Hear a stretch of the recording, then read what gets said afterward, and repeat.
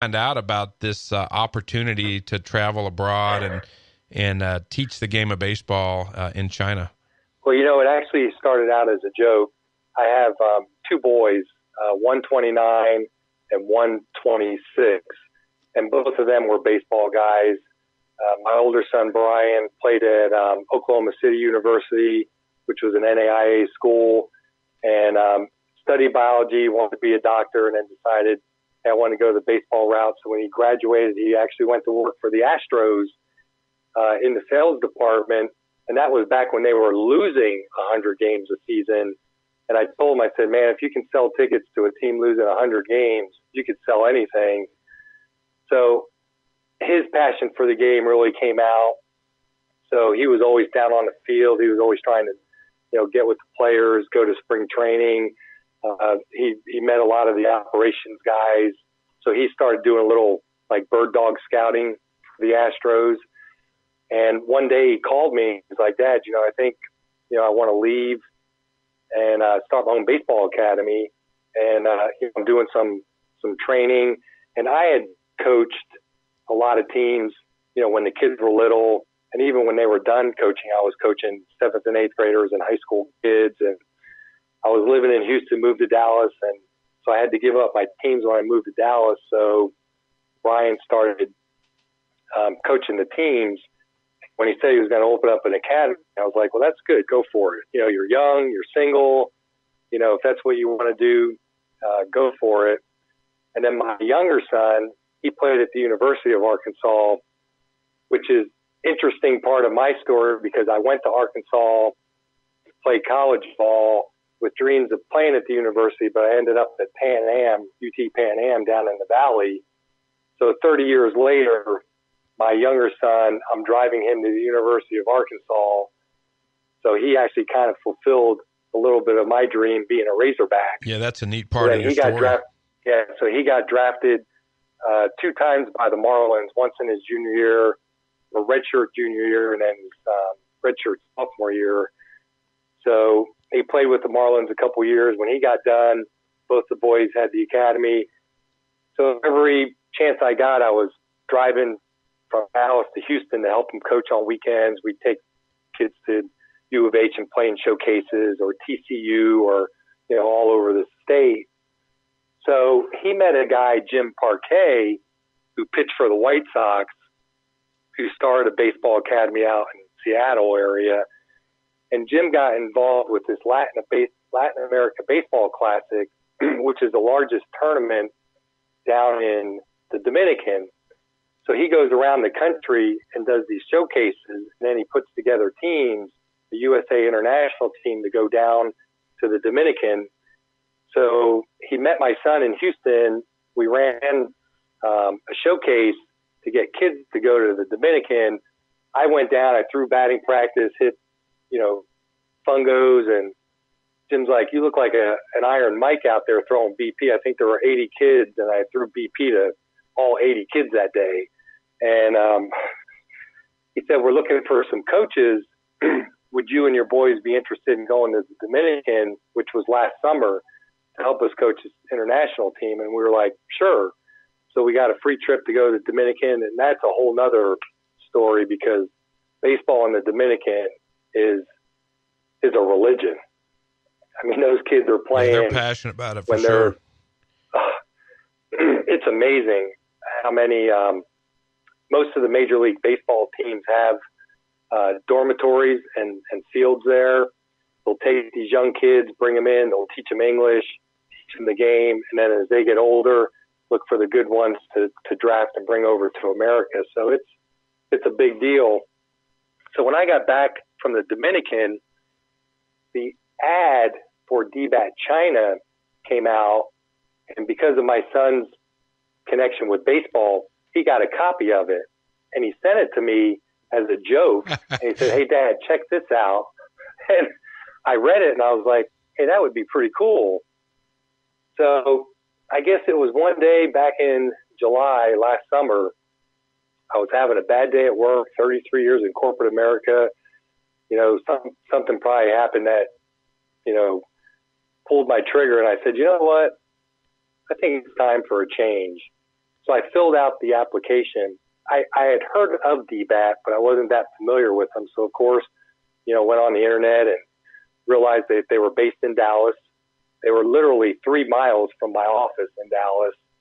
And I filled out the application, and I thought, let's see, I don't do any lessons. I've never been a high school baseball coach. I've never been a college baseball coach. All the questions that were on the application, I was like, this is a snowball chance of getting this job. But at the end, I told a story, my story, about the passion for the game, the love for the game, teaching the game, and just ready to get out of, corporate America. My boys were graduated, wife for 31 years.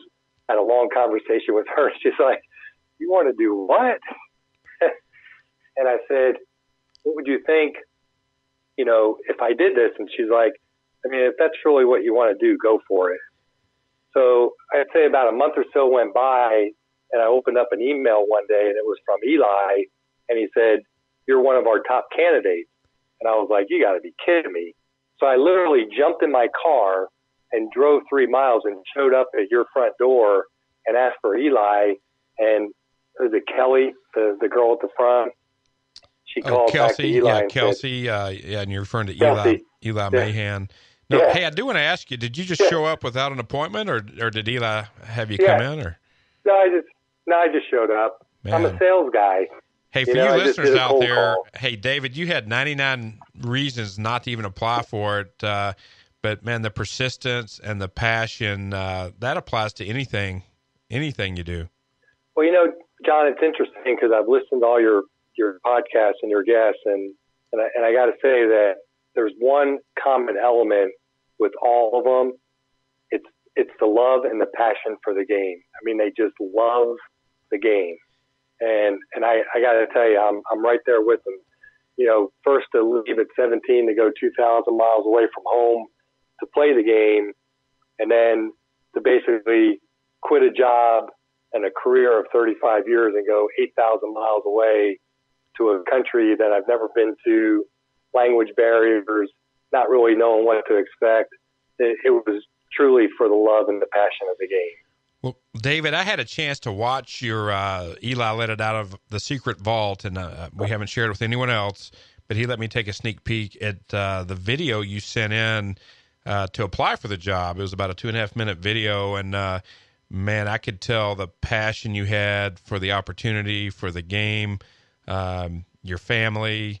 It's just, like I said, amazing things happen, and there's a reason that you got that email that day. There's a reason you came in, and there's a reason that you're in Chengdu, China today teaching kids the game of baseball. It's pretty amazing.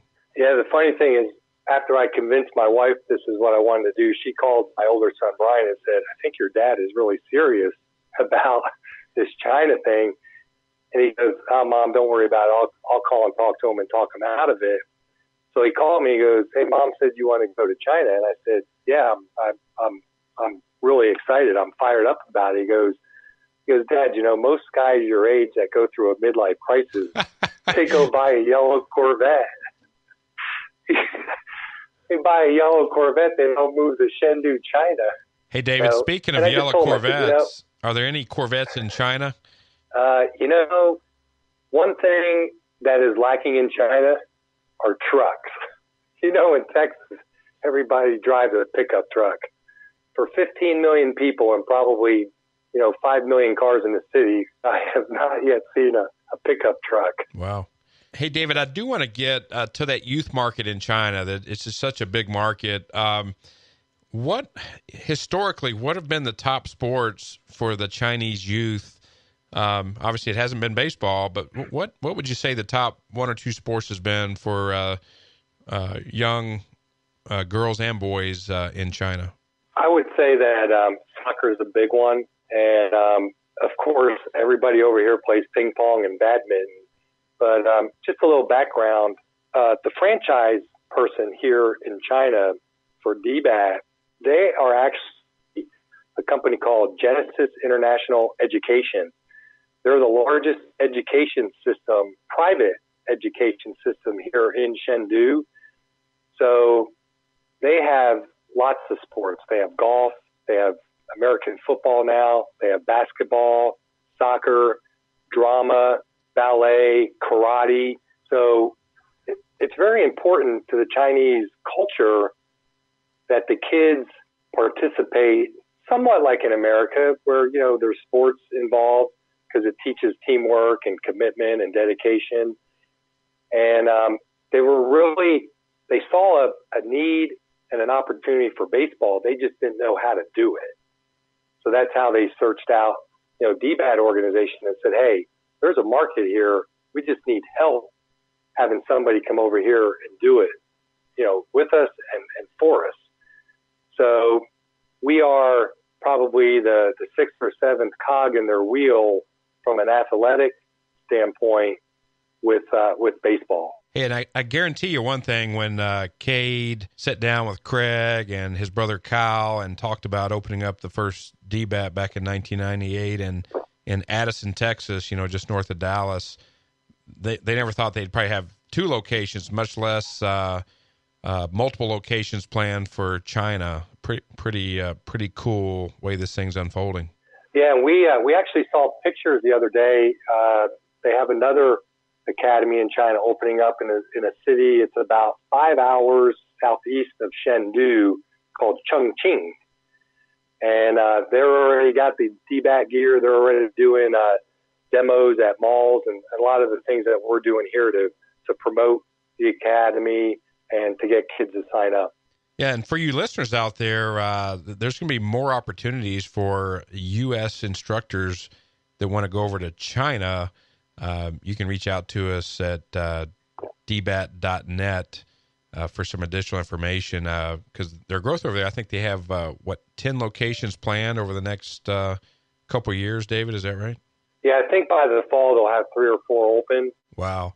Hey, I do want to ask you, the kids that are coming through your camps and clinics now, do any of them have any prior baseball experience, or are they just coming to you and Jason to just learn the game for the first time?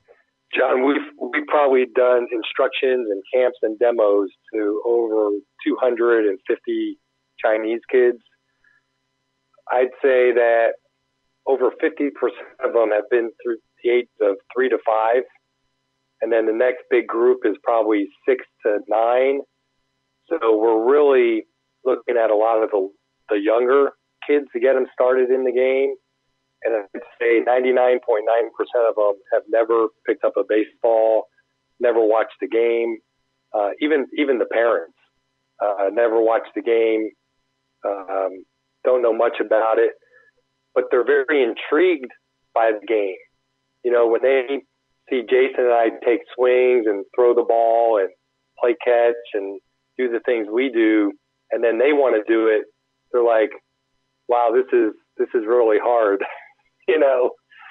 So it's a really a grassroots opportunity for D-BAT, and there's a lot of people, but just like anything else, there's a lot of competition too, because we're competing against the soccer leagues and the basketball and the swimming and the dramas and everything else, and right now we're taking baby steps to grow this thing into something really big and special. I traveled to Beijing and Shanghai back in 2007, really enjoyed my time in China, got to tour what's called the Bird's Nest, the Olympic Stadium that they hosted the Olympics in 2008. And one of the biggest regrets I had, David, while I was over there, is, like you said, the public parks are just full of ping pong tables. And I really want to jump right in the middle of some of those ping pong games. I know I didn't have a chance, but just the experience. Have you had a chance to mix it up on some of the ping pong tables? Yeah, actually at our apartment complex, we have a ping pong table downstairs. And that's what Jason and I were actually doing in the sporting goods store, is we were buying ping pong paddles and some ping pong balls. All right. So he and I have had some pretty crazy ping pong matches, and did get to play against some of our Chinese instructors, and we actually held our own pretty well. So we're not too bad. But we haven't played any of the really, really good people either yet. So